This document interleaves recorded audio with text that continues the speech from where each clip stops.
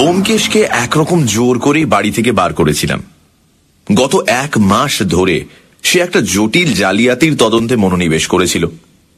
এক গাদা দলিলপত্র নিয়ে রাত দিন তার ভেতর থেকে অপরাধীর অনুসন্ধানে ব্যস্ত ছিল এবং রহস্য যতই ঘনীভূত হচ্ছিল ততই তার কথাবার্তা কমে আসছিল। লাইব্রেরি ঘরে বসে সমানে এই শুকনো কাগজপত্রগুলো ঘেঁটে ঘেঁটে তার শরীরও খারাপ হয়ে পড়ছে দেখেছিলাম আমি। কিন্তু সে কথার উল্লেখ করলেই সে বলতো, না বেশ তো আছি। সেদিন বিকেলে বললাম, আর তোমার কথা শোনা হবে না, চলো একটু বেরিয়ে আসা যাক। দিনের মধ্যে অন্তত 2 ঘন্টাও তো বিশ্রাম দরকার। কিন্তু নয়, চলো লেকের দিকে। 2 ঘন্টায় তোমার জালিয়াত পালিয়ে যাবে না। উফ, চলো। কাগজপত্র সরিয়ে রেখে সে বেরোলো ঠিকই, কিন্তু তার মনটা সেই অজ্ঞাত জালিয়াতের পিছু ছাড়েনি বুঝতে খুব একটা কষ্ট হলো না। লেকের ধারে বেড়াতে বেড়াতে হঠাৎ একজন বহু পুরনো কলেজের বন্ধুর সঙ্গে দেখা হয়ে গেল। অনেকদিন তাকে দেখিনি। আইএ ক্লাসে দুজনে একসঙ্গে পড়েছিলাম। তারপর সে মেডিকেল কলেজে ঢুকলো, সেই অবধি ছাড়াছাড়ি। আমি তাকে দেখে বললাম, আরে মোহন যে, এই তুমি কোত্থেকে? সে আমাকে দেখে সহর্ষে বলে উঠল, অজিত, তাই তো? কতদিন পরে দেখা, তারপর খবর কি? কিছুক্ষণ পরস্পরের পিঠ চাপড়াচাপড়ির পর ব্যোমকেশের সাথে পরিচয় করিয়ে দিলাম। মোহন বলল, আপনি? বড় খুশি হলাম। মাঝে মাঝে সন্দেহ হতো বটে, আপনার কীর্তি প্রচারক অজিত বন্দ্যোপাধ্যায় হয়তো আমাদের সেই বাল্যবন্ধু অজিত, কিন্তু বিশ্বাস হতো না। জিজ্ঞাসা করলাম, তুমি আজকাল কি করছো? মোহন বলল, কলকাতাতেই প্র্যাকটিস করছি। তারপর বেড়াতে বেড়াতে নানা কথায় ঘণ্টাখানেক কেটে গেল। লক্ষ্য করলাম সাধারণ কথাবার্তার মধ্যে মোহন 2-1 বার কি একটা বলবার জন্য মুখ খুলে আবার থেমে গেল। ব্যোমকেশও তা লক্ষ্য করেছিল, তাই একসময় অল্প হেসে বলল, কি বলবেন বলুন না। মোহন একটু লজ্জিত হয়ে বলল, একটা কথা বলি বলি করেও বলতে সংকোচ হচ্ছে। ব্যাপারটা এত তুচ্ছ যে সে নিয়ে আপনাকে বিব্রত করা অন্যায়। অথচ আমি বললাম, তা হোক, বলো। আরে আর কিছু না হোক, ব্যোমকেশকে কিছুক্ষণের জন্য জালিয়াতের হাত থেকে তো নিষ্কৃতি দেওয়া হবে। জালিয়াত? আমি বুঝিয়ে দিলাম। তখন মোহন বলল, ও, কিন্তু আমার কথা শুনে হয়তো ব্যোমকেশবাবু হাসবেন। ব্যোমকেশ বলল, হাসির কথা হলে নিশ্চয়ই হাসব, কিন্তু আপনার ভাব দেখে তা মনে হচ্ছে না। বরঞ্চ বোধ হচ্ছে একটা কোনো সমস্যা কিছুদিন থেকে আপনাকে চিন্তায় ফেলেছে। আপনি তারই উত্তর খুঁজছেন। মোহন সাগ্রহে বলল, আপনি ঠিক ধরেছেন। জিনিসটা হয়তো খুবই সহজ, কিন্তু আমার পক্ষে এটা একটা দুর্ভেদ্য প্রহেলিকা হয়ে দাঁড়িয়েছে। আমি নেহাত বোকা নই, সাধারণ সহজ বুদ্ধি আছে বলেই মনে করি। অথচ একজন রোগে পঙ্গু, চলাফেরা করতে পারে না, এরকম একটা লোক আমাকে প্রত্যেক দিন এমন ভাবে ঠকাচ্ছে যে শুনলে আশ্চর্য হয়ে যাবেন। শুধু আমাকে নয়, তার সমস্ত পরিবারের তীক্ষ্ণ সতর্কতা সে প্রতি মুহূর্তে ব্যর্থ করে দিচ্ছে। কথা বলতে বলতে আমরা একটা বেঞ্চিতে এসে বসলাম। মোহন বলল, যতদূর সম্ভব সংক্ষেপে ব্যাপারটা বলছি শুনুন। কোনো এক বড় মানুষের বাড়িতে, আমি গৃহ চিকিৎসক, তারা বনেদি বড় মানুষ, কলকাতায় বন কেটে বাস, অন্যান্য বিষয় সম্পত্তি ছাড়াও কলকাতায় একটা বাজার আছে, তা থেকে ওই মাসিক 1015 টাকা আয়। সুতরাং আর্থিক অবস্থা কিরকম বুঝতেই পাচ্ছেন। এই বাড়ির যিনি কর্তা, তার নাম নন্দদুলাল বাবু। ইনি বলতে গেলে বাড়িতে আমার একমাত্র রোগী। বয়সকালে ইনি এত বেশি বদখেয়ালি করেছিলেন যে 50 বছর বয়স হতে না হতেই শরীর একেবারে ভেঙে পড়েছে, মানে বাতে পঙ্গু। আরো কত রকম ব্যাধি যে তার শরীরে আশ্রয় করে আছে তা গুণে শেষ করা যায় না। তাছাড়া পক্ষাঘাতের লক্ষণও ক্রমে দেখা দিচ্ছে। আমাদের ডাক্তারি শাস্ত্রে একটা কথা আছে জানেন, এই মানুষের মৃত্যুতে বিস্মিত হবার কিচ্ছু নেই, মানুষ যে বেঁচে থাকে এইটাই সবচেয়ে আশ্চর্যের বিষয়। আমার এই রুগীটাকে দেখলে সেই কথাই সবার আগে মনে পড়বে। এই নন্দদুলাল বাবুর চরিত্র আপনাকে কি করে বোঝাবো ভেবে পাচ্ছি না। এটা ভীষণ খারাপ ভাষা, সারাক্ষণ সন্দেহ করে, কুটিল, ভীষণ হিংসুটে, মানে এক কথায় এমন ইতর নীচ স্বভাবের লোক আমি কখনো কোথাও দেখিনি। বাড়িতে স্ত্রী পুত্র পরিবার সব আছে, কিন্তু কারোর সঙ্গে ভাব নেই। তার ইচ্ছা যৌবনে যে উচ্ছৃঙ্খলতা করে বেরিয়েছেন এখনো তাই করে বেড়াবেন, কিন্তু প্রকৃতি বাদ সেধেছে, শরীরে সে সামর্থ্য নেই। এই জন্য পৃথিবী শুদ্ধ লোকের ওপর দারুণ রাগ আর ঈর্ষা, যেন তার এই অবস্থার জন্য তারাই দায়ী। সারাক্ষণ ছল খুঁজে বেড়াচ্ছে কি করে কাকে জব্দ করবে এমন লোক। শরীরের শক্তি নেই, বুকের গোলমালও আছে, তাই ঘর ছেড়ে বেরোতে পারে না। নিজের ঘরে বসে বসে কেবল বিশ্ব ব্রহ্মাণ্ডের ওপর কদর্য কুৎসিত গালাগাল বর্ষণ করে, আর দিস্তে দিস্তে কাগজে সারাক্ষণ কি সব লিখে চলেছেন। তার এক খেয়াল যে তিনি একজন অদ্বিতীয় সাহিত্যিক, তাই কখনো লাল কালিতে কখনো কালো কালিতে এন্তার লিখে যাচ্ছেন। আর সম্পাদকের উপর ভয়ঙ্কর রাগ, তার বিশ্বাস সম্পাদকরা কেবল শত্রুতা করেই তার লেখা ছাপছে না। আমি কৌতূহলী হয়ে জিজ্ঞেস করলাম, কি লেখেন? গল্প কিংবা আত্মচরিতও বলতে পারো। একবার মাত্র সে লেখার উপর আমি চোখ বুলিয়েছিলাম, তারপর আর সেদিকে তাকাতে পারিনি। সে লেখা পড়বার পর গঙ্গা স্নান করলেও মন পবিত্র হয় না। আজকালকার যারা তরুণ লেখক, সে গল্প পড়লে তাঁদেরও বোধ করি দাঁত কপাটি লেগে যাবে। ব্যোমকেশ কিছুটা হেসে বলল, চরিত্রটি যেন চোখের সামনে দেখতে পাচ্ছি, কিন্তু সমস্যাটি কি? মোহন আমাদের দুজনকে 2টি সিগারেট দিয়ে একটি নিজে ধরিয়ে বলল,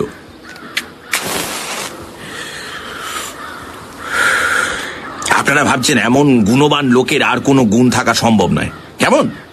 কিন্তু তা নয়, এর আরেকটি মস্ত গুণ আছে।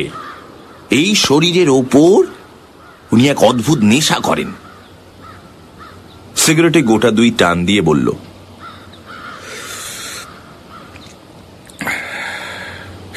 ব্যোমকেশ বাবু, আপনি তো এই কাজের কাজী। সমাজের নিকৃষ্ট লোক নিয়েই আপনাকে কারবার করতে হয়। হ্যাঁ, এই মদ, গাঁজা, কোকেন ইত্যাদি অনেক রকম নেশাই মানুষকে করতে দেখে থাকবেন, কিন্তু মাকড়সার রস খেয়ে কাউকে নেশা করতে দেখেছেন কি? আমি আঁতকে উঠে বললাম, হ্যাঁ, মাকড়সার রস? সে আবার কি? মোহন বলল, এক জাতীয় মাকড়সা আছে যার শরীর থেকে এই বিভৎস বিষাক্ত রস পিষে বার করে নেওয়া হয়।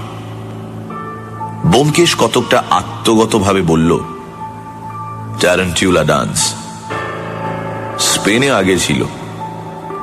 এই মাকড়সার কামড় খেয়ে লোকে হরদম নাচত। দারুণ বিষ, বইয়ে পড়েছি বটে, কিন্তু এদেশে কাউকে ব্যবহার করতে দেখিনি। মোহন বলল, ঠিক বলেছেন, ট্যারেন্টুলা। সাউথ আমেরিকার স্প্যানিশ এক জাতির মধ্যে এই নেশার খুব প্রচলন। এই ট্যারেন্টুলার রস একটা তীব্র বিষ, কিন্তু খুব কম মাত্রায় ব্যবহার করলে এই শরীরের স্নায়ুমণ্ডলে একটা প্রবল উত্তেজনা সৃষ্টি করে। বুঝতেই পারছেন, স্বভাবের দোষে স্নায়বিক উত্তেজনা না হলে যারা থাকতে পারে না, তাদের পক্ষে এই মাকড়সার রস কিরকম লোভনীয় বস্তু। কিন্তু নিয়মিত ব্যবহার করলে এর ফল সাংঘাতিক হয়ে দাঁড়ায়। অস্বাভাবিক উত্তেজনার ফলে স্নায়ুমণ্ডল ক্রমশ অসাড় হয়ে পড়ে, এবং তারপরে মস্তিষ্কের পক্ষাঘাতে মৃত্যু অনিবার্য। আমাদের নন্দদুলাল বাবু বোধহয় যৌবনকালে এই চমৎকার নেশাটি ধরেছিলেন। তারপর শরীর যখন অকর্মণ্য হয়ে পড়ল, তখনও নেশা ছাড়তে পারলেন না। আমি যখন গৃহ চিকিৎসক হয়ে ওদের বাড়িতে ঢুকলুম, তখনও উনি প্রকাশ্যে ওই নেশা চালিয়ে যাচ্ছেন। সে আজ বছর খানেকের কথা। আমি প্রথমেই ওটা বন্ধ করে দিলুম, বললুম যদি বাঁচতে চান তাহলে কিন্তু ওটা ছাড়তে হবে। এই নিয়ে খুব খানিকটা ধস্তাধস্তি হলো। তিনিও খাবেন, আমি খেতে দেব না।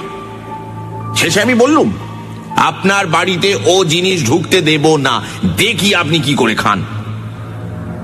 আশ্চর্য, তিনিও সমান কুটিল ভাবে হেসে বললেন, তাই নাকি? আচ্ছা, আমিও খাবো, দেখি তুমি কি করে আটকাও। যুদ্ধ ঘোষণা হয়ে গেল মশাই। পরিবারের আর সকলে আমার পক্ষে ছিলেন, সুতরাং সহজেই বাড়ির চারিদিকে কড়া পাহারা বসিয়ে দেওয়া গেল। তার স্ত্রী ছেলেরা সেসব পালা করে তাকে পাহারা দিতে লাগলেন, যাতে কোনো ক্রমে কোনো ভাবেও যেন সে বিষ তার কাছে পৌঁছতে না পারে। তিনি নিজে একরকম হাঁটাচলা করতে পারেন না, বাড়ি থেকে বেরিয়ে যে সে জিনিস সংগ্রহ করবেন না, সে ক্ষমতা নেই। আমি এইভাবে তাকে আগলাবার ব্যবস্থা করে দিয়ে মোটামুটি একটু ধাতস্থ হলাম, কিন্তু কিছুতেই কিছু হলো না। এত কড়াকড়ি সত্ত্বেও বাড়ি শুদ্ধ লোকের নজর এড়িয়ে তিনি নেশা করতে লাগলেন। কোথা থেকে যে সে জিনিস আমদানি করেছেন কেউ ধরতে পারল না। প্রথমটা আমার সন্দেহ হলো, হয়তো বাড়ির কেউ লুকিয়ে তাকে সাহায্য করছে। তাই একদিন আমি নিজে সমস্ত দিন পাহারায় রইলুম। কিন্তু আশ্চর্য মশাই, আমার চোখের সামনে তিনবার সে বিষ খেলেন। তার নাড়ি দেখে বুঝলুম, অথচ কখন খেলেন না ধরতে পারলুম না। তারপর তার ঘর সে আতি পাতি করেছি, তার সঙ্গে বাইরের লোকে দেখা করা একেবারে বন্ধ করে দিয়েছি, কিন্তু তবু তার নেশা বন্ধ করতে পারিনি। এখনো সমানভাবে সেই ব্যাপার চলছে।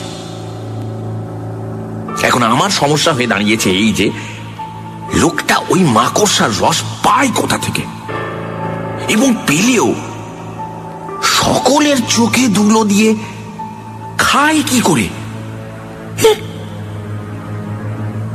মোহন চুপ করল। ব্যোমকেশ শুনতে শুনতে অন্যমনস্ক হয়ে পড়েছিল কিনা জানি না। মোহন শেষ করতেই সে উঠে দাঁড়িয়ে বলল, অজিত, বাড়ি চলো, একটা কথা হঠাৎ মাথায় এসেছে। যদি তা ঠিক হয় তাহলে। বুঝলাম সেই পুরনো জালিয়াত আবার তাকে চেপে ধরেছে।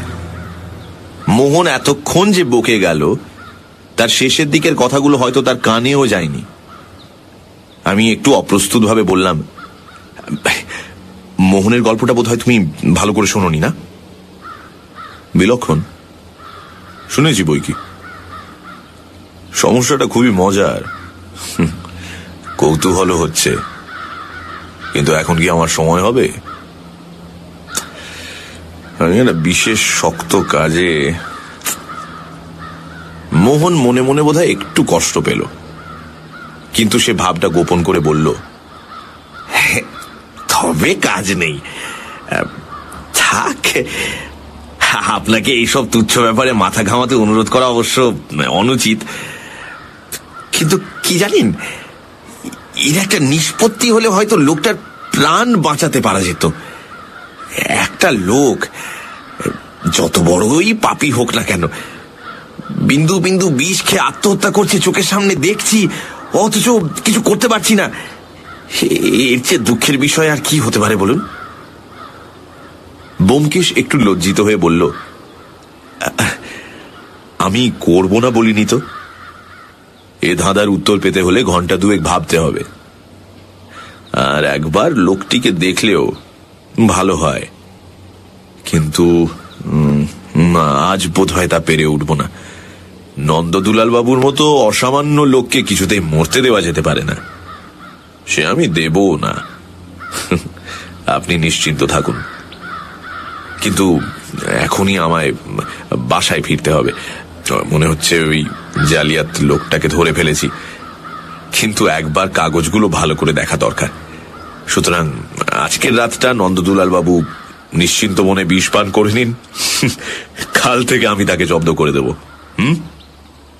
মোহন হেসে বলল, বেশ, কালই হবে। কখন আপনার সুবিধা হবে বলুন, আমি গাড়ি পাঠিয়ে দেব। ব্যোমকেশ একটু চিন্তা করে বলল, আচ্ছা, এক কাজ করা যাক, তাতে আপনার উৎকণ্ঠাও অনেকটা কমবে। অজিত আজ আপনার সঙ্গে গিয়ে দেখে শুনে আসুক, তারপর ওর মুখে সব কথা শুনে আজ রাতেই কিংবা কাল সকালে আমি আপনার ধাঁধার উত্তর দিয়ে দেব, কেমন?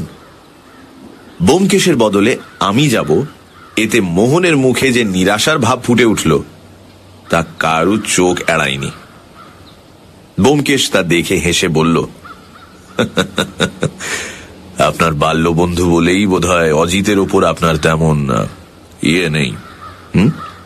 কিন্তু হতাশ হবেন না, সৎসঙ্গে পড়ে ওর বুদ্ধি এখন এমনই ভীষণ তীক্ষ্ণ হয়ে উঠেছে যে তার দু একটা দৃষ্টান্ত শুনলে আপনি অবাক হয়ে যাবেন। হয়তো নিজেই আপনার এই ব্যাপারের সমস্ত রহস্যের উন্মোচন করে দেবে, আমাকে দরকারও পড়ল না। এত বড় সুপারিশেও মোহন বিন্দু মাত্র উৎসাহিত হল না। রুই কাতলা ধরবার আশায় ছিপ ফেলে যারা সন্ধেবেলা পুঁটি মাছ ধরে বাড়ি ফেরেন তাদের মতো মুখ করে সে বলল, অজিতই চলুক তাহলে, কিন্তু ও যদি না পারে। হ্যাঁ রে বাবা, হ্যাঁ, সে আর বলতে, তখন তো আমি আছি। ব্যোমকেশ আমাকে আড়ালে ডেকে নিয়ে বলল, সব জিনিস ভালো করে লক্ষ্য করো, আর চিঠিপত্র কি আসে খোঁজ নিও। এই বলে সে হাঁটা দিল। সানডে সাসপেন্স, শুধুমাত্র রেডিও মির্চি 98.3 FM এ। It's hot. গল্পের পরবর্তী অংশ ব্রেকের পর।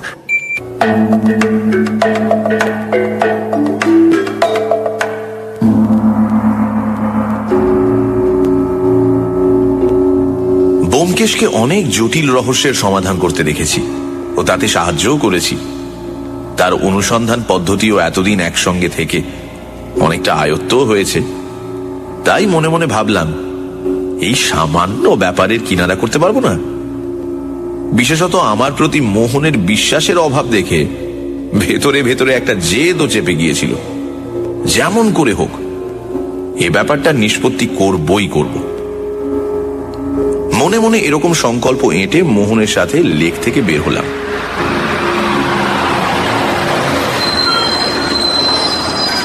বাসে চেপে যখন নির্দিষ্ট স্টপে পৌঁছলাম তখন সন্ধে পার হয়ে গেছে, রাস্তার গ্যাসও জ্বলে গেছে। মোহন পথ দেখিয়ে নিয়ে চলল। সার্কুলার রোড থেকে একটা গলি ধরে কিছু দূর এগোতেই সামনে একটা লোহার রেলিং যুক্ত বড় বাড়ি দেখিয়ে মোহন বলল, এই বাড়ি। দেখলাম সেকেলে ধরনের পুরনো বাড়ি। সামনে লোহার ফটকে টুল পেতে দারোয়ান বসে আছে। মোহনকে দেখে সেলাম করে পথ ছেড়ে দিল, কিন্তু আমার প্রতি সন্দেহের চোখে তাকিয়ে রইল। বাবুজি, আপকো ভিতর জানা? মোহন হেসে বলল, ভয় নেই দারোয়ান, উনি আমার বন্ধু। বহুত খুব। দারোয়ান সরে দাঁড়ালো। আমরা বাড়ির সামনের উঠোনে প্রবেশ করলাম। উঠোন পেরিয়ে বারান্দায় উঠতেই ভেতর থেকে একটি 20-22 বছরের যুবক বের হয়ে এলো। বলল, কে? ডাক্তারবাবু, আসুন আসুন। আমার দিকে সপ্রশ্ন চোখে চেয়ে জিজ্ঞেস করল, ইনি? মোহন তাকে একটু আলাদা নিয়ে গিয়ে নিচু কণ্ঠে কি একটা বলল। যুবকও উত্তর দিল, বেশ তো, উনিও আসুন না। মোহন তখন পরিচয় করিয়ে দিল। গৃহস্বামীর জ্যেষ্ঠ পুত্র, নাম অরুণ। তার পেছন পেছন আমরা বাড়ির ভেতর ঢুকলাম। দুটো ঘর পেরিয়ে 3 নম্বর ঘরের বন্ধ দরজায় করাঘাত করতেই ভেতর থেকে একটা ঝোগরুটে ভাঙা কণ্ঠস্বর শোনা গেল। কে কে তুমি? এখন আমায় বিরক্ত করো না, আমি লিখছি। অরুণ বলল, বাবা, ডাক্তারবাবু এসেছেন। এই অভয়, দরজা খোল। একটি 18-19 বছর বয়সের যুবক, বোধহয় গৃহস্বামীর দ্বিতীয় পুত্র, সে দরজা খুলে দিল। আমরা সকলে ঘরে ঢুকলাম। অরুণ চুপি চুপি অভয়কে জিজ্ঞেস করল, খেয়েছেন? অভয় ম্লান ভাবে ঘাড় নাড়ল। ঘরে ঢুকেই প্রথমেই চোখে পড়ল ঘরের মাঝখানে খাটের ওপর বিছানা পাতা রয়েছে এবং সেই বিছানায় বালিশে ঠেস দিয়ে বসে ডান হাতে কলম ধরে অতি শীর্ণকায় নন্দদুলাল বাবু ক্রুদ্ধ, সে একেবারে লাল চোখে আমাদের দিকে চেয়ে আছেন। মাথার উপর উজ্জ্বল বৈদ্যুতিক আলো জ্বলছিল, আর একটা টেবিল ল্যাম্প খাটের ধারে উঁচু একটা টেবিলের উপর রাখা। তাই লোকটির সমস্ত চেহারা, সমস্ত শরীর ভালো করে দেখতে পেলাম। তার বয়স বোধ করি 50-এর নিচেই, কিন্তু মাথার চুল সমস্ত পেকে গেছে, একটা শ্রীহীন পাশুটে বর্ণ ধারণ করেছে। হাড় চওড়া, ধারালো মুখে মাংসের লেশ মাত্র নেই। হাঁটুর হাড় দুটো যেন চামড়া ভেদ করে বাইরে বেরোবার চেষ্টা করছে। পাতলা চ্যাপ্টা নাকটা মুখের উপর ঝুলে পড়েছে। চোখ দুটো কোনো অস্বাভাবিক উত্তেজনার ফলে অত্যন্ত উজ্জ্বল হয়ে উঠেছে, কিন্তু উত্তেজনার অবসানে আবার যে তারা মাছের চোখের মতো ভাবলেশহীন হয়ে পড়বে, সেটাও চোখ দেখে বোঝা যায়। নিচের ঠোঁটটা কিরকম যেন ঝুলে পড়েছে। মানে সব মিলিয়ে মুখের ওপর একটা সাংঘাতিক রাগ, বিরক্তি যেন রেখায় রেখায় চিহ্নিত হয়ে আছে। কিছুক্ষণ এই প্রেতাকৃতি লোকটির দিকে বিস্মিতভাবে চেয়ে থেকে দেখলাম তার বাঁ হাতটা থেকে থেকে কেঁপে উঠছে, যেন সেটা স্বাধীনভাবে দেহ থেকে সম্পূর্ণ আলাদা হয়ে নাচ শুরু করে দিচ্ছে। মৃত ব্যাঙের দেহ তড়িৎ সংস্পর্শে চমকে উঠতে যারা দেখেছেন, তারা বোধ করি এই স্নায়ু নৃত্য কিছুটা আন্দাজ করতে পারবেন। নন্দদুলাল বাবুও বিষ দৃষ্টিতে আমার দিকে তাকিয়েছিলেন। সেই ভাঙা অথচ তীব্র স্বরে বলে উঠলেন, ডাক্তার, এ আবার কাকে নিয়ে এসেছো এখানে? কি চায় লোকটা? যেতে বলো, যেতে বলো। মোহন চোখের একটা ইশারা করে আমাকে জানালো যে আমি যেন গৃহস্বামীর এরকম কথাবার্তায় কিছু মনে না করি। তারপর খাটের ওপর থেকে ছড়ানো ছেটানো কাগজগুলো সরিয়ে খাটের পাশে রেখে রোগীর নাড়ি হাতে নিয়ে স্থির হয়ে দেখতে লাগলো। নন্দদুলাল বাবু মুখে একটা বিকৃত হাসি নিয়ে একবার আমার দিকে, একবার ডাক্তারের দিকে তাকাতে লাগলেন। বাঁ হাতটা ঠিক তেমনই নৃত্য করতে লাগলো। শেষে হাত ছেড়ে দিয়ে মোহন বলল, আবার খেয়েছেন? বেশ করেছি, খেয়েছি। কার বাবার কি? মোহন ঠোঁট কামড়ে বলল, এতে নিজেরই কেবল ক্ষতি করছেন, আর কারণ নয়। কিন্তু সে তো আপনি বুঝবেন না, বোঝবার ক্ষমতাই নেই।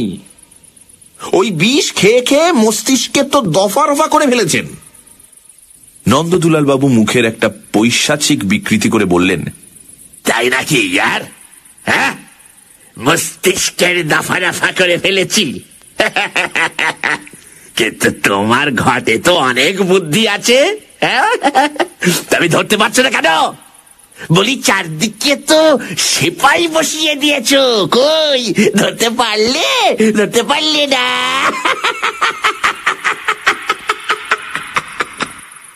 মোহন বিরক্ত ভাবে উঠে দাঁড়িয়ে বলল, আপনার সঙ্গে কথা বলাটাই ঝকমারি, যা করছিলেন করুন। নন্দদুলাল বাবু ঠিক আগের মতো হিহি করে হাসতে হাসতে বললেন, দুয়ো ডাক্তার, দুয়ো আমায় ধরতে পারলে না। দিন টানা পাকানো না, দিন কাছিন।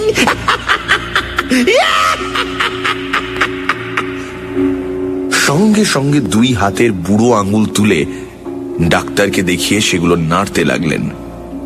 নিজের পুত্রদের সামনে এই কদর্য অসভ্যতা আমার অসহ্য বোধ হতে লাগলো। মোহনেরও বোধ করি ধৈর্যের বাঁধ ছিঁড়বার উপক্রম করেছিল। সে আমাকে বলল,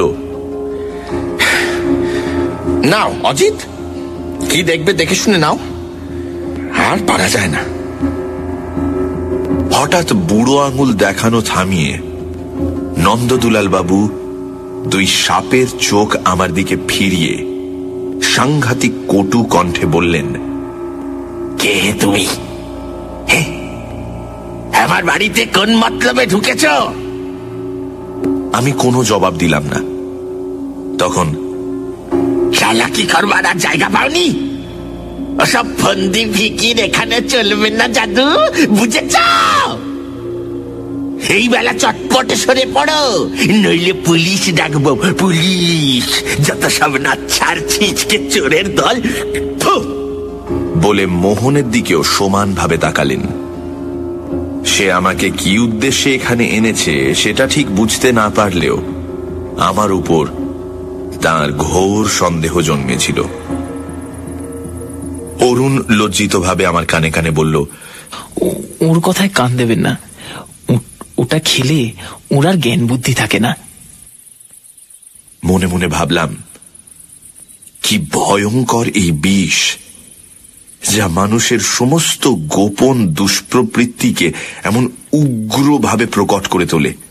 যে ব্যক্তি জেনে শুনে এটা খায়, সে যে নৈতিকভাবে কতটা নিচে নেমে গেছে সেটাই বা মাপে কার সাধ্য? ব্যোমকেশ বলেছিল সব দিক ভালো করে লক্ষ্য করতে, তাই যতদূর সম্ভব তাড়াতাড়ি ঘরের চতুর্দিক ঘুরে ঘুরে দেখে নিলাম। ঘরটা বেশ বড়, আসবাবপত্র খুব একটা বেশি নেই। একটা খাট, গোটা 2-3 চেয়ার, একটা আলমারি ও একটা তেপায়া টেবিল।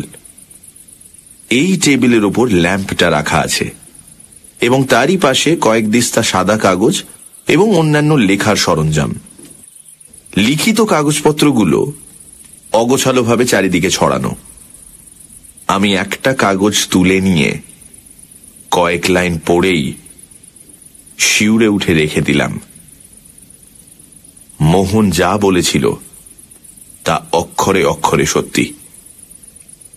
এ লেখা পড়লে ফরাসি বস্তুতান্ত্রিক এমিল জোলারও বোধহয় গা ঘিন ঘিন করত। শুধু তাই নয়, লেখার বিশেষ রসালো জায়গাগুলিতে লাল কালির দাগ দিয়ে লেখক মহাশয় সেদিকে দৃষ্টি আকর্ষণের ব্যবস্থা পর্যন্ত করে দিয়েছেন।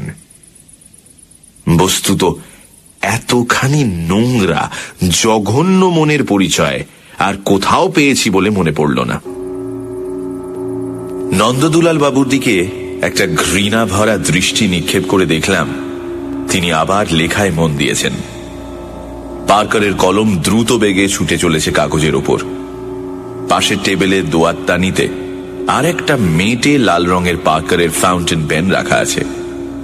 লেখা শেষ হলেই বোধ করি দাগ দেওয়া আরম্ভ হবে। হলো তাই। পাতাটা শেষ হতেই নন্দদুলাল বাবু কালো কলম রেখে লাল কলমটা তুলে নিলেন। আঁচড় কেটে দেখলেন কালি ফুরিয়ে গেছে। তখন টেবিলের ওপর থেকে লাল কালির চ্যাপটা শিশি নিয়ে তাতে কালি ভরলেন। তারপর গম্ভীরভাবে নিজের লেখার মণিমুক্তাগুলি চিহ্নিত করতে লাগলেন। আমি মুখ ফিরিয়ে নিয়ে ঘরের অন্যান্য জিনিস দেখতে লাগলাম। আলমারিটাতে কিছু ছিল না, শুধু কতকগুলো অর্ধেক ওষুধের শিশি পড়েছিল। মোহন বলল সেগুলি তারই দেওয়া। ঘরে 2টি জানলা, 2টি দরজা। একটি দরজা দিয়ে আমরা ভেতরে ঢুকে এসেছিলাম, অন্যটি সম্বন্ধে জিজ্ঞেস করে জানলাম ওদিকে স্নানের ঘর ইত্যাদি আছে। সে ঘরটাও দেখলাম, বিশেষ কিছু নেই। কয়েকটা কাঁচা কাপড়, তোয়ালে, তেল, সাবান, মাজন ইত্যাদি রয়েছে। জানলা দুটো সম্বন্ধে অনুসন্ধান করে জানা গেল বাইরের সাথে ওদের কোনো যোগ নেই, তাছাড়া অধিকাংশ সময়ই বন্ধ থাকে। ব্যোমকেশ থাকলে কিভাবে অনুসন্ধান করত তা কল্পনা করবার চেষ্টা করলাম, কিন্তু কিছুই ভেবে পেলাম না। দেয়ালে টোকা মেরে দেখব কিনা ভাবছি, হয়তো কোথাও গুপ্ত দরজা আছে। এমন সময় চোখে পড়ল দেয়ালে একটা তাকের উপর একটি চাঁদির আতরদানি রয়েছে। আগ্রহের সঙ্গে সেটাকে পরীক্ষা করলাম। তার মধ্যে খানিকটা তুলো আর খোপে খোপে আতর রয়েছে। চুপি চুপি অরুণকে জিজ্ঞাসা করলাম, উনি আতর মাখেন নাকি? সে অনিশ্চিতভাবে মাথা নেড়ে বলল, কি জানি, বোধ হয় না, মাখলে গন্ধ পাওয়া যেত। এটা কতদিন এ ঘরে আছে? তা বরাবরই আছে, বাবাই ওটা আনিয়ে ঘরে রেখেছিলেন। ঘাড় ফিরিয়ে দেখলাম লেখা বন্ধ করে নন্দদুলাল বাবু এদিকেই তাকিয়ে আছেন। মনটা উত্তেজিত হয়ে উঠল। খানিকটা তুলো আতরে ভিজিয়ে পকেটে পুরে নিলাম। তারপর ঘরের চারিদিকে একবার শেষবারের মতন দেখে পেরিয়ে এলাম। নন্দদুলাল বাবুর দৃষ্টি আমায় অনুসরণ করল। দেখলাম তার মুখে সেই শ্লেষপূর্ণ কদর্য হাসিটা লেগে রয়েছে। বাইরে এসে আমরা বারান্দায় বসলাম। আমি বললাম, এখন আপনাদের কয়েকটা প্রশ্ন করতে চাই, কোনো কথা গোপন না করে উত্তর দেবেন। অরুণ বলল, বেশ, জিজ্ঞাসা করুন। আমি বললাম, আপনারা ওকে সবসময় নজরবন্দি করে রেখেছেন? কে কে পাহারা দেয়? আমি, অভয় আর মা পালা করে ওর কাছে থাকি। চাকর বাকর বা অন্য কাউকে কাছে যেতে দিই না। ওকে কখনো ও জিনিস খেতে দেখেছেন? না, মুখে দিতে দেখিনি, তবে খেয়েছেন তা জানতে পেরেছি। জিনিসটা চেহারা কিরকম কেউ দেখেছেন? যখন প্রকাশ্যে খেতেন তখন দেখেছিলাম জলের মতো জিনিস হোমিওপ্যাথিক শিশিতে থাকতো, তাই কয়েক ফোঁটা শরবত কিংবা অন্য কিছুর সঙ্গে মিশিয়ে খেতেন। সেরকম শিশি ঘরে কোথাও নেই ঠিক জানেন? ঠিক জানি, আমরা তন্ন তন্ন করে খুঁজেছি। তাহলে নিশ্চয়ই বাইরে থেকে আসে। কে আনে? অরুণ মাথা নাড়ল। জানি না। আপনারা তিনজন ছাড়া আর কেউ ও ঘরে ঢোকে না? ভালো করে ভেবে বলুন। না, কেউ না। হ্যাঁ, এক ডাক্তারবাবু ছাড়া। আমার জেরা ফুরিয়ে গেল। আর কি জিজ্ঞাসা করব? গালে হাত দিয়ে ভাবতে ভাবতে ব্যোমকেশের উপদেশ মনে করলাম। আবার আরম্ভ করলাম, ওর কাছে কোনো চিঠিপত্র আসে? না। কোনো পার্সেল কি অন্যরকম কিছু? এইবার অরুণ বলল, হ্যাঁ, হপ্তায় একখানা করে রেজিস্ট্রি চিঠি আসে। আমি উৎসাহে লাফিয়ে উঠলাম। কোত্থেকে আসে? কে পাঠায়? লজ্জায় ঘাড় নিচু করে অরুণ আস্তে আস্তে বলল, কলকাতা থেকেই আসে। রেবেকা লাইট নামে একজন স্ত্রীলোক পাঠায়। আমি বললাম, বুঝেছি। চিঠিতে কি থাকে আপনারা দেখেছেন কি? দেখেছি বলে অরুণ মোহনের দিকে তাকালো। আমি আগ্রহের সঙ্গে জিজ্ঞাসা করলাম, কি থাকে? সাদা কাগজ। সাদা কাগজ? হ্যাঁ, খালি কতগুলো সাদা কাগজ খামের মধ্যে পোড়া থাকে, আর কিছু না। আমি হতবুদ্ধির মতো প্রতিধ্বনি করলাম, আর কিছু না? না। কিছুক্ষণ নির্বাক হয়ে তাকিয়ে রইলাম। শেষে বললাম, ঠিক জানেন খামের ভেতর আর কিচ্ছু থাকে না? অরুণ একটু হেসে বলল, হ্যাঁ, ঠিক জানি। বাবা নিজে পিয়নের সামনে রসিদ দস্তখত করে চিঠি নেন বটে, কিন্তু তার আগে আমি চিঠি খুলি। তাতে সাদা কাগজ ছাড়া আর কিছুই থাকে না। প্রত্যেকবার আপনিই চিঠি খোলেন? কোথায় খোলেন? বাবার ঘরে, সেখানেই পিয়ন চিঠি নিয়ে যায় কিনা। কিন্তু এ তো ভারী আশ্চর্য ব্যাপার। সাদা কাগজ রেজিস্ট্রি করে পাঠাবার মানে কি? মাথা নেড়ে অরুণ বলল, জানি না। আরো কিছুক্ষণ বোকার মতো বসে থেকে শেষে একটা নিঃশ্বাস ফেলে উঠে পড়লাম। রেজিস্ট্রি চিঠির কথা শুনে মনে একটা আশা জেগেছিল যে ফন্দিটা বুঝি ধরে ফেললাম, কিন্তু না। ওদিকের দরজায় একেবারে তালা লাগানো। বুঝলাম আপাত দৃষ্টিতে ব্যাপার সামান্য ঠেকলেও আমার বুদ্ধিতে কুলাবে না। তুলা শুনিতে নরম, কিন্তু ধ্বনিতে লবে যান। ওই বিষ জর্জরিত দেহ অকাল পঙ্গু বুড়ো লম্পটের সঙ্গে এঁটে ওঠা আমার কর্ম নয়। এখানে ব্যোমকেশের ওই শানিত ঝকঝকে মাথাটাই দরকার। মলিন মুখে ব্যোমকেশকে সব কথা জানাবো বলে বাইরে বের হচ্ছি, হঠাৎ একটা কথা মনে পড়ল। জিজ্ঞাসা করলাম, নন্দদুলাল বাবু কাউকে চিঠিপত্র লেখেন? অরুণ বলল, না, তবে মাসে মাসে মানি অর্ডার করে টাকা পাঠান। কাকে পাঠান? লজ্জা ম্লান মুখে অরুণ বলল, এই এই ইহুদি স্ত্রীলোকটাকে। মোহন ব্যাখ্যা করে বলল, ওই স্ত্রীলোকটা আগে নন্দদুলাল বাবুর, মানে বুঝেছি। কত টাকা পাঠান? 100 টাকা, কিন্তু কেন পাঠান তা বলতে পারবো না। মনে মনে ভাবলাম পেনশন, কিন্তু মুখে সে কথা না বলে একা বেরিয়ে পড়লাম। মোহন ওখানেই থেকে গেল। সানডে সাসপেন্স, শুধুমাত্র রেডিও মির্চি 98.3 FM এ। It's hot. গল্পের পরবর্তী অংশ।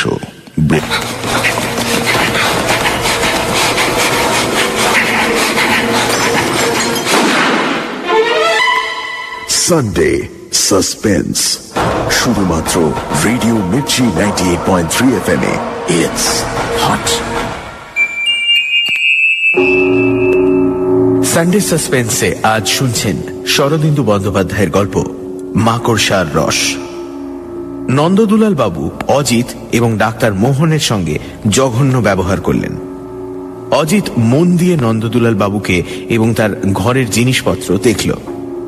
তার বড় ছেলে অরুণকে অজিত অনেক রকম প্রশ্ন করল, যেমন তাকে পাহারা কে দেয়, ঘরে কারা আসে, মাকড়সার রস দেখতে কেমন, প্রত্যেক সপ্তাহে যে রেজিস্ট্রি চিঠি আসে সেই খামে শুধু সাদা কাগজ থাকে কেন, নন্দদুলাল বাবু কাকে কত টাকা পাঠান ইত্যাদি প্রশ্ন। তারপর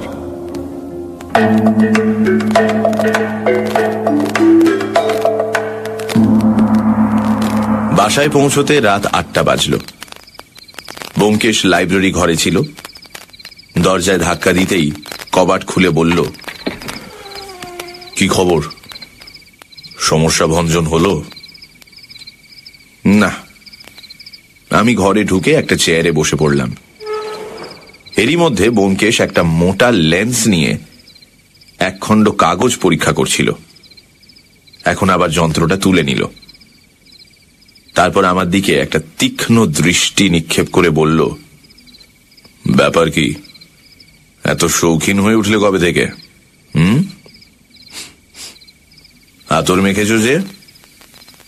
মাখিনি, নিয়ে এসেছি।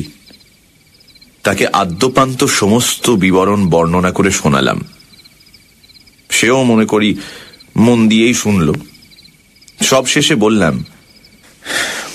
আমার দ্বারা তো হলো না ভাই, এখন দেখো তুমি যদি কিছু করতে পারো। তবে আমার মনে হয় এই আতরটা অ্যানালাইজ করলে কিছু একটা পাওয়া যেতে পারে। কি পাওয়া যাবে? মাকড়সার রস। ব্যোমকেশ আমার হাত থেকে তুলোটা নিয়ে শুঁকতে লাগলো। চমৎকার গন্ধ, খাঁটি অম্বুরি আতর। তুলোটা হাতের চামড়ার উপর ঘষতে ঘষতে বলল, কি বলছিলে? কি পাওয়া যেতে পারে? আমি একটু ইতস্তত করে বললাম, হয়তো নন্দদুলাল বাবু এই আতর মাখবার ছল করে। ব্যোমকেশ হেসে উঠল। 1 মাইল দূর থেকে যার গন্ধ পাওয়া যায় সে জিনিস কেউ লুকিয়ে ব্যবহার করতে পারে? নন্দদুলাল বাবু যে আতর মাখেন তার কোনো প্রমাণ পেয়েছ? তা পাইনি বটে, কিন্তু না হে না, ওদিকে নয়, অন্যদিকে খোঁজ করো। কি করে জিনিসটা ঘরের মধ্যে আসে, কি করে নন্দদুলাল বাবু সকলের চোখের সামনে সেটা মুখে দেন, এই সব কথা ভেবে দেখো। রেজিস্ট্রি করে সাদা কাগজ কেন আসে? ওই স্ত্রীলোকটাকে টাকা পাঠানো হয় কেন ভেবে দেখেছো? আমি হতাশভাবে বললাম, অনেক ভেবেছি, কিন্তু আমার দ্বারা হলো না। আরো ভাবো, কষ্ট না করলে কি কেষ্ট পাওয়া যায়? গভীরভাবে ভাবো, একাগ্র চিত্তে ভাবো, নাছোড় বান্দা হয়ে ভাবো।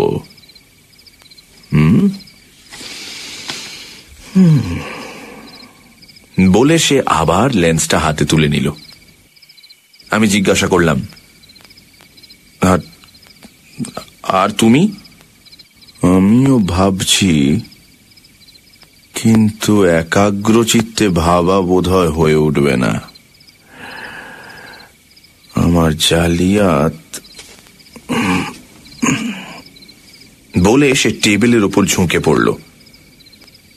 আমি ঘর থেকে উঠে এসে আমাদের বসবার ঘরে আরাম কেদারাটায় লম্বা হয়ে শুয়ে আবার ভাবতে শুরু করলাম। সত্যি তো, কি এমন কঠিন কাজ যে আমি পারবো না? নিশ্চয়ই পারবো। প্রথমত, রেজিস্ট্রি করে সাদা কাগজ আসবার মানে কি? অদৃশ্য কালি দিয়ে তাতে কিছু লেখা থাকে? আচ্ছা, যদি তাই থাকে, তাতে নন্দদুলাল বাবুর কি সুবিধে হয়? জিনিসটা তো তার কাছে পৌঁছতে পারে না। আচ্ছা, ধরে নেওয়া যাক জিনিসটা কোনো ক্রমে বাইরে থেকে ঘরের ভেতর এসে পৌঁছলো, কিন্তু সেটা নন্দদুলাল বাবু রাখেন কোথায়? হোমিওপ্যাথিক ওষুধের শিশিও লুকিয়ে রাখা সহজ কথা নয়। সারাক্ষণ সতর্ক চোখে তাকে পাহারা দেওয়া হচ্ছে, তার উপর প্রত্যেক দিন খানা তল্লাশি চলছে। তবে ভাবতে ভাবতে মাথা গরম হয়ে উঠল। 5টা চুরুট পুড়িয়ে ছাই করেও একটা প্রশ্নেরও উত্তর পেলাম না। নিরাশ হয়ে প্রায় হাল ছেড়ে দিচ্ছি, এমন সময় একটা অপূর্ব আইডিয়া মাথায় ধরা পড়ল। ধর্মর করে আরাম কেদারা থেকে উঠে বসলাম। এও কি সম্ভব? কিংবা সম্ভব নয় বা কেন? শুনতে একটু অস্বাভাবিক ঠেকলেও এছাড়া আর কি বা হতে পারে? ব্যোমকেশ বলেছে, কোনো বিষয়ের যুক্তিসম্মত প্রমাণ যদি থাকে, অথচ তা আপাত দৃষ্টিতে অসম্ভব বলে মনে হয়, তবু তা সত্য বলে ধরতে হবে। এক্ষেত্রেও এটাই তো এই সমস্যার একমাত্র সমাধান। ব্যোমকেশকে বলবো মনে করে উঠে যাচ্ছি, ব্যোমকেশ নিজেই ঘরে ঢুকলো। আমার মুখের দিকে চেয়ে বলল, কি ভেবে বার করলে নাকি? বোধহয় করেছি। বেশ বেশ, তা কি বার করলে শুনি? বলতে গিয়ে একটু বাঁধো বাঁধো ঠেকতে লাগলো। তবু জোর করে সংকোচ সরিয়ে রেখে বললাম, দেখো, নন্দদুলাল বাবুর ঘরের দেয়ালে কতগুলো মাকড়সা দেখেছি। এখন মনে পড়ল আমার বিশ্বাস তিনি সেইগুলোকে ধরে ধরে খান। হ্যাঁ, ও অজিত,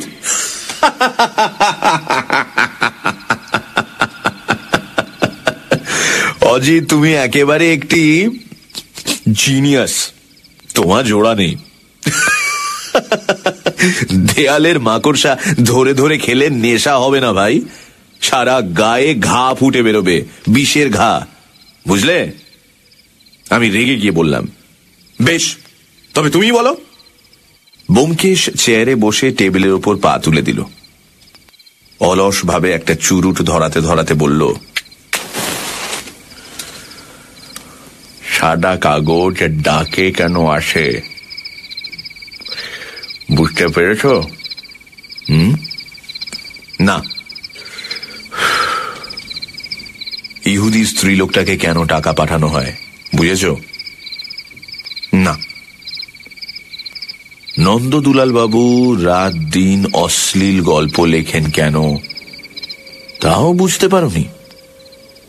না। তুমি বুঝেছ? বোধহয় বুঝেছি। ব্যোমকেশ চুরুটে দীর্ঘ টান দিয়ে চোখ নামিয়ে বলল,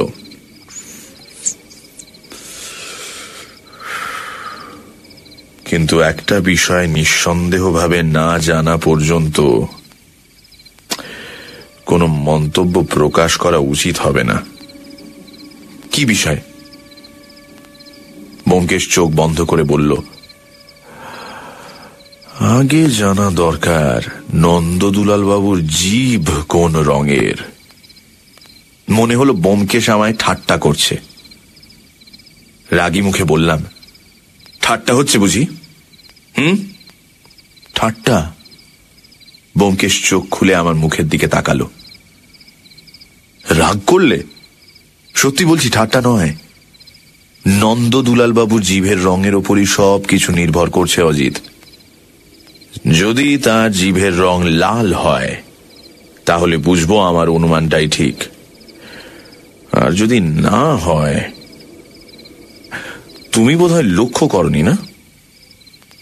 আমি রাগ করে বললাম, না, জীব লক্ষ্য করবার কথা আমার মনে হয়নি। ব্যোমকেশ সহাস্যে বলল, অথচ এইটাই আগে মনে হওয়া উচিত ছিল অজিত। যাই হোক, এক কাজ করো, ফোন করে নন্দদুলাল বাবুর ছেলের কাছ থেকে খবরটা নাও। রসিকতা করছি মনে করবে না তো? ব্যোমকেশ হাত নেড়ে কাব্যের ভাষায় বলল, ভয় নাই তোর, ভয় নাই ওরে, ভয় নাই, কিছু নাই তোর ভাবনা। পাশের ঘরে গিয়ে নম্বর খুঁজে ফোন করলাম। মোহন তখনও সেখানে ছিল। সেই উত্তর দিল, ও কথাটা দরকারি বলে মনে হয়নি, তাই বলিনি। নন্দদুলাল বাবুর জিভের রং, হ্যাঁ, নন্দদুলাল বাবুর জিভের রং তো টকটকে লাল। একটু অস্বাভাবিক বলে মনে হয়, কারণ তিনি বেশি পান খান না। কিন্তু কেন বলো দেখি? ব্যোমকেশকে ডাকলাম। ব্যোমকেশ এসে বলল, লাল তো, তবে আর কি, হয়ে গেছে। দেখি। আমার হাত থেকে ফোনটা নিয়ে বলল, হ্যাঁ ডাক্তারবাবু, ভালোই হলো, আপনার ধাঁধার উত্তর পাওয়া গেছে। অজিতই ভেবে বার করেছে, আমি একটু সাহায্য করেছি মাত্র। আমার জালিয়াত নিয়ে ব্যস্ত ছিলাম তো, তাই। হ্যাঁ হ্যাঁ হ্যাঁ, জালিয়াতকে ধরেছি। বিশেষ কিছু করতে হবে না। শুনুন, কেবল নন্দদুলাল বাবুর ঘর থেকে লাল কালির দোয়াত আর লাল রঙের ফাউন্টেন পেনটা সরিয়ে দেবেন। হ্যাঁ, ঠিক ধরেছেন। কাল একবার আসবেন, তখন সব কথা বলবো। আচ্ছা, নমস্কার। হ্যাঁ, অজিতকে আপনাদের তরফ থেকে ধন্যবাদ জানাবো। বলেছিলাম কিনা যে ওর বুদ্ধি আজকাল ভীষণ ধারালো হয়ে উঠেছে। রাখলাম। হাসতে হাসতে ব্যোমকেশ ফোনটা রেখে দিল। বসবার ঘরে ফিরে এসে লজ্জিত মুখে বললাম, অল্প অল্প কিছু বুঝতে পারছি, কিন্তু তুমি সব কথা পরিষ্কার করে বলো তো, কেমন করে বুঝলে? ঘড়ির দিকে একবার তাকিয়ে ব্যোমকেশ বলল, খাবার সময় হয়ে এলো, এখনই পুঁটিরাম ডাকতে আসবে। আচ্ছা, চটপট বলে নিচ্ছি, শোনো। প্রথম থেকেই তুমি ভুল পথে যাচ্ছিলে। দেখতে হবে জিনিসটা ঘরের মধ্যে প্রবেশ করে কি করে। তার নিজের হাত পা তো নেই, সুতরাং কেউ তাকে নিশ্চয়ই নিয়ে আসে। কে এসে? ঘরের মধ্যে 5 জন লোক ঢুকতে পায়, ডাক্তার, 2 ছেলে, স্ত্রী এবং আরো একজন। প্রথম 4 জন বিষ খাওয়াবে না, এটা নিশ্চিত।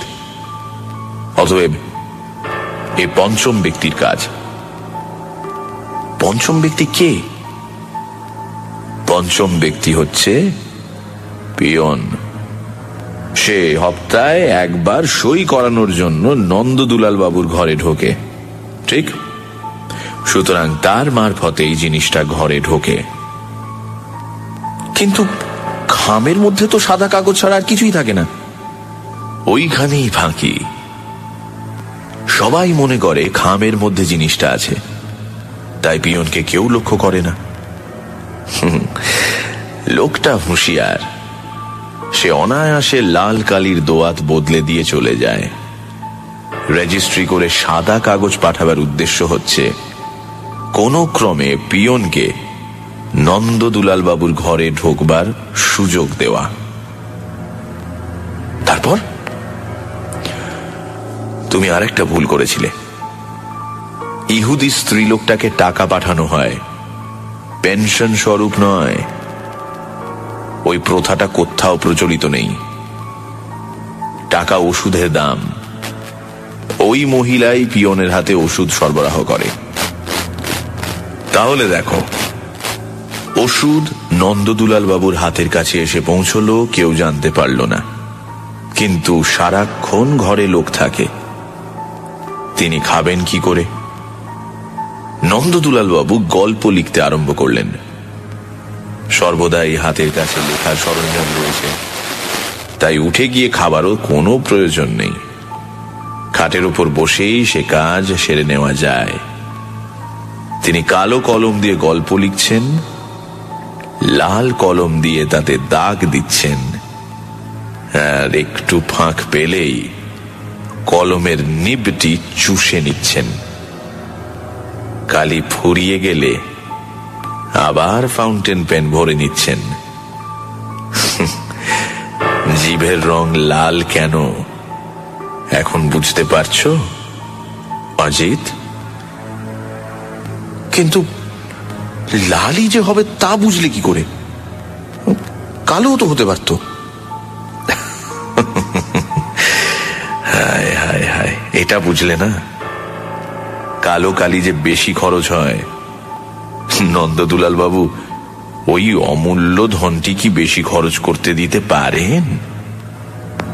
তাই লাল কালির ব্যবস্থা। বুঝেছি, এত সহজ। সহজ তো বটেই, কিন্তু যে লোকের মাথা থেকে এই সহজ বুদ্ধিটি বেরিয়েছে তার মাথাটা অবহেলার বস্তু নয়। এত সহজ বলেই তোমরা ধরতে পারছিলে না। তুমি ধরলে কি করে? খুব সহজে। এ ব্যাপারে দুটো জিনিস সম্পূর্ণ নিরর্থক বলে মনে হয়। এক, রেজিস্ট্রি করে সাদা কাগজ আসা। দুই, নন্দদুলাল বাবুর গল্প লেখা। এই দুটোর সত্যিকার কারণ খুঁজতে গিয়েই আসল কথাটা বেরিয়ে পড়ল। পাশের ঘরে ঝনঝন করে টেলিফোনের ঘন্টি বেজে উঠল। আমরা দুজনেই তাড়াতাড়ি উঠে গেলাম। ব্যোমকেশ ফোন ধরে জিজ্ঞাসা করল, হ্যাঁ কে আপনি? ও ডাক্তারবাবু, হ্যাঁ কি খবর? নন্দদুলাল বাবু চেঁচামেচি করছেন, হাত পা ছুড়ছেন? তা হোক তা হোক, না তাতে কোনো ক্ষতি হবে না।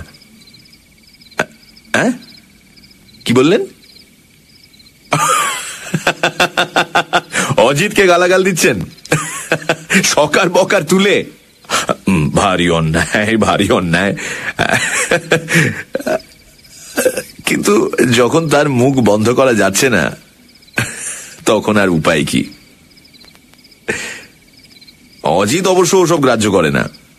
হ্যাঁ হ্যাঁ, অবিমিশ্র প্রশংসা যে পৃথিবীতে পাওয়া যায় না সেটা অজিত জানে। মধু ও হুল, কমলে কণ্টক, এটা হলো জগতের নিয়ম ডাক্তারবাবু। আচ্ছা, নমস্কার।